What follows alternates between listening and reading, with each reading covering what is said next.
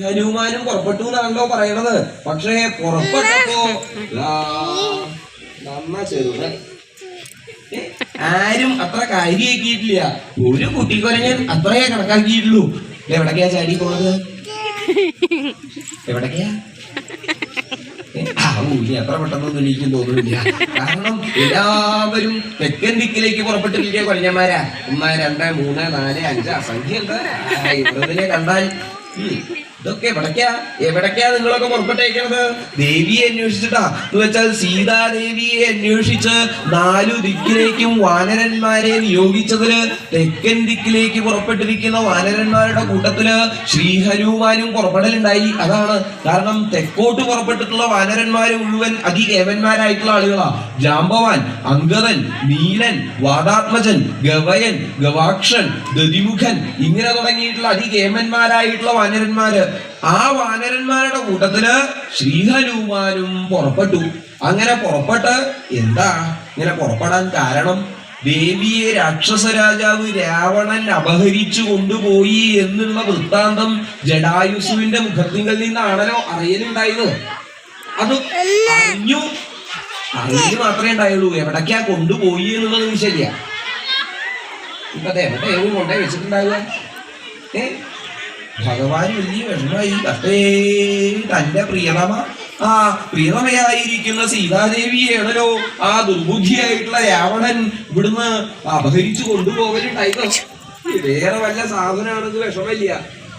അവനവന്റെ ഭാര്യയൊക്കെ അപഹരിച്ചു കൊണ്ടുപോവുക എന്ന് പറഞ്ഞാൽ ഒന്ന് ആലോചിച്ച് നോക്കും. കഷ്ടേ, അന്യന്റെ ഭാര്യയെ മോഹിച്ച് അതിനെ അപഹരിച്ചു കൊണ്ടുപോവുക. ഇതിലും വലിയ ദുർബുദ്ധിയായിട്ടുള്ള രാവണന്റെ എടാ കൊള്ളരുതാത്തവനെ, നീ എവിടെ കൊണ്ടേ വെച്ചിരിക്കണത്? അതാ ദിശയില്ലാത്തത്. ഇനി മോഷ്ടിച്ച സാധനം അവനവന്റെ കൂടെ കൊണ്ടേ വെക്കല് പതിവുണ്ടോ? ശരിയ മോഷണം പതിവുള്ള ആളുകളോടല്ലേ ചോദിച്ചിട്ട് ഏതാത് ആലോചിക്കുക. അവിടെ ചോദിച്ചാൽ എങ്ങനെയാ മോഷ്ടിച്ച സാധനം നീ അവനവനോടെ കൊണ്ടേ വെക്കലുണ്ടോ? അങ്ങനെ പതിവില്ല. അത് വേറെ എവിടെയെങ്കിലും ഒക്കെ കൊണ്ടേ വെക്കിയെന്നല്ലാതെ കണ്ട്. അപ്പോ ഇതിപ്പോ എവിടെയാവും രാക്ഷസ രാജാവ് രാവണൻ കൊണ്ടേ വെച്ചിട്ടുണ്ടാവുക എന്നുള്ളതാ. തെക്കോട്ടാണോ പോയിരിക്കണത്, വടക്കോട്ടാണോ, പടിഞ്ഞാറാണോ, കിഴക്കാണോ, എവിടെയൊന്നും നിശ്ചയില്ല. അപ്പോ ഭഗവാൻ ശ്രീരാമസ്വാമി എന്താ ചെയ്തത്?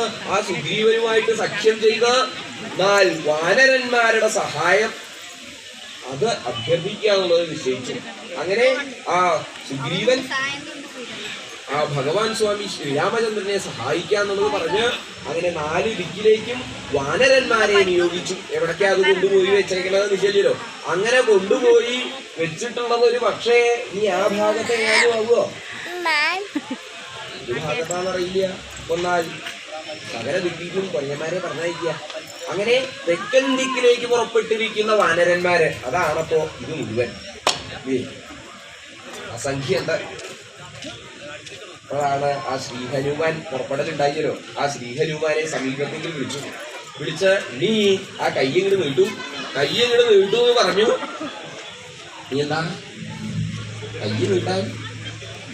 ഇങ്ങനെ വെക്കാനല്ല, എന്തിനാ പറയുന്നത്? ഭഗവാൻ തന്നെ സമീപത്തേക്ക് വിളിക്കുന്നുണ്ട്, കയ്യ് നീട്ടാൻ പറയുന്നുണ്ട്. എന്തിനാണെന്ന് അറിയില്ല. കയ്യ് നീട്ടിയപ്പോ അങ്കുലീകം കൊടുത്തു.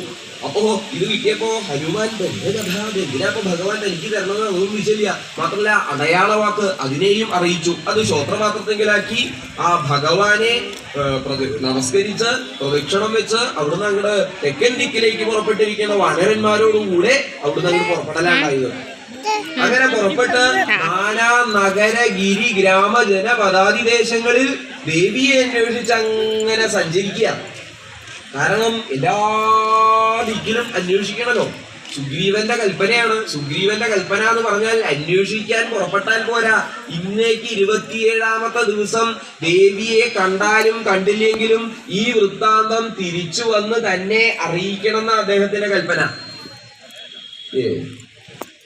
സുഗ്രീവൻ ആള് നിസാരക്കാരനല്ല. കാരണം അനവധി കേമന്മാരായിട്ടുള്ള ആളുകളുണ്ട്. ഇവിടെ സുഗ്രീവൻ എന്ന് പറഞ്ഞാൽ മുഖ്യനായിട്ടുള്ള ആളാ. വാനരന്മാരുടെ ഇടയിൽ മുഖ്യനാ സുഗ്രീവൻ. അപ്പോ സുഗ്രീവൻ പറഞ്ഞാൽ പറഞ്ഞ പോലെ ചെയ്തിട്ടില്ലെങ്കിൽ ഒരു പക്ഷേ ഭവിഷ്യത്തുണ്ടാവും. കാരണം സാധാരണ പോലുള്ള ചില മുഖ്യന്മാര് പറയും അന്വേഷിക്കാൻ വേണ്ടി കുറെ കുഴഞ്ഞമാര് പുറപ്പെടില്ലേ. പുറപ്പെടൽ മാത്രമേ ഉണ്ടാവൂ. ഇത് എവിടേക്കാ എത്തി എന്നുള്ളത് നിശ്ചയില്ല. അന്വേഷിക്കാൻ പുറപ്പെട്ടിട്ടുണ്ട്. ആ പോളൂ പോകുമ്പോ എന്താ ഉത്സാഹം ആ പുറപ്പെട്ടു പോയ ഉത്സാഹം മാത്രമേ ഉണ്ടാവൂ. അന്വേഷിച്ച് എന്തായി എന്നുള്ള വല്ല വിവരം ഉണ്ടോ? എന്തായി ഓരോ കാര്യം അന്വേഷിക്കാൻ പുറപ്പെട്ടുള്ള പരമന്മാരുടെ കാര്യം എന്തെങ്കിലും ആയിയോ? അത് ശരിയാ, പുറപ്പെട്ടു എന്നുള്ളത് കേൾക്കാം. പക്ഷെ ഇവിടെ അങ്ങനെയല്ല. സുഗ്രീവൻ 27ാമത്തെ ദിവസം അതല്ലെങ്കിൽ ശിക്ഷ ഉണ്ട്. എന്താ ശിക്ഷ? ശൂലാരോഹണം ദണ്ഡം എന്ന് വെച്ചാൽ ശൂലത്തുമ്പിൽ കയറ്റി കൊല്ലും. അതാ എല്ലാ ദിക്കിലും അന്വേഷിക്കുക, അതല്ലാതെ അങ്ങോട്ട് നിർത്തിയില്ലല്ലോ. അങ്ങനെ അന്വേഷിച്ച് നടക്കണേന്റെ ഇടയിലാണ് അവര് ഒരു ഗുഹ കാണാൻ ഇട വന്നു. തെക്കൻ ദിക്കിലേക്ക് പുറപ്പെട്ടിരിക്കുന്ന വാനരന്മാര് ഒരു ഗുഹ കണ്ടപ്പോ ആ ഗുഹയിലെങ്ങാനും ദേവിയെ കൊണ്ടുപോയി വെച്ചിട്ടുണ്ടാകുമോ എന്നുള്ളത് നോക്കാൻ വേണ്ടിയിട്ട് ബാലിപുത്രനായിരിക്കുന്ന അംഗദൻ അതിന്റെ ഉള്ളിൽ കയറി. ഗുഹ എന്നൊക്കെ പറഞ്ഞാൽ മനസ്സിലാവുമോ? വിലം മനസ്സിലായിട്ടില്ല. ഭൂമിയിലേക്ക് അടിയിലേക്കുള്ള ഒരു ദ്വാര, അത് ഇങ്ങനെ പോയി നല്ല നീളത്തിൽ കിടക്കുക. അത് എത്ര ദൂരാന്നുള്ളത് വിഷയമില്ല. അപ്പൊ അവിടെ എങ്ങാനും കൊണ്ടേ ഒളിപ്പിച്ചു വെച്ചിട്ടുണ്ടെങ്കിലോ എന്ന് ഇരിച്ച് ബാലിപുത്രനായിരിക്കുന്ന അംഗദൻ ആ ഗുഹയുടെ ഉള്ളിലേക്ക് ഇങ്ങനെ കടന്നു. ഗുഹയുടെ ഉള്ളിൽ ഇങ്ങനെ അന്വേഷിച്ച് നടക്കുമ്പോൾ ആ ഗുഹയുടെ ഉള്ളിൽ കുറച്ചു കഴിഞ്ഞാൽ എന്താ വെളിച്ചൊന്നുമില്ല. അങ്ങനെ എന്താ അവിടെ ഒരു നിഴലനങ്ങളുണ്ടല്ലോ. നോക്കിയാ മുഴുവനെങ്കിലും കാണാനൊന്നുമില്ല. നോക്കിയപ്പോഴാ 1, 2, 3 അനവധി തലയുണ്ടല്ലോ. ഇതൊരു പക്ഷെ ദുർബുദ്ധിയായിട്ടുള്ള ദശഗ്രീവനാകുമോ? ഇവിടെയാണ് ഈ ദേവിയെ കൊണ്ടേ വെച്ചിട്ടാവുക. അംഗദൻ വിചാരിച്ചു അത് രാക്ഷസ രാജാവ് രാവണനാണ്. നിഴല അനങ്ങണ ദിക്കിലേക്ക് കയ്യങ്ങട്ട് തിരുമ്പി കൊടുത്തു ഒരു പ്രഹരം. ആവൂ